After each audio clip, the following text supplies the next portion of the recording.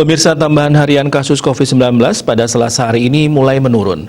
Berdasarkan data dari Satgas Penanganan COVID-19 Provinsi Bali, tambahan pasien baru pada hari ini sebanyak 86 pasien, menurun dari tambahan kasus pada hari sebelumnya yang sebanyak 102 pasien baru.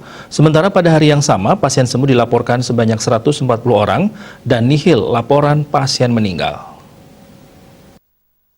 Total kasus COVID-19 yang ditangani hingga hari ini di Bali mencapai 15.079 kasus. Tambahan pasien sembuh yang dilaporkan pada hari ini sebanyak 140 orang, membuat total pasien sembuh per hari ini menjadi 13.704 orang atau 90,88%, serta total pasien meninggal tetap 450 orang atau 2,98% dari total kasus yang ditangani. Selain itu, kasus aktif atau pasien COVID-19 yang masih ditangani per hari ini di Bali sebanyak 925 orang atau 6,13%. Untuk mencegah penyebaran COVID-19 makin meluas, masyarakat diminta selalu ingat pesan ibu dengan menerapkan 3M, yakni wajib memakai masker, wajib mencuci tangan dengan sabun di air mengalir, wajib menjaga jarak, dan hindari kerumunan.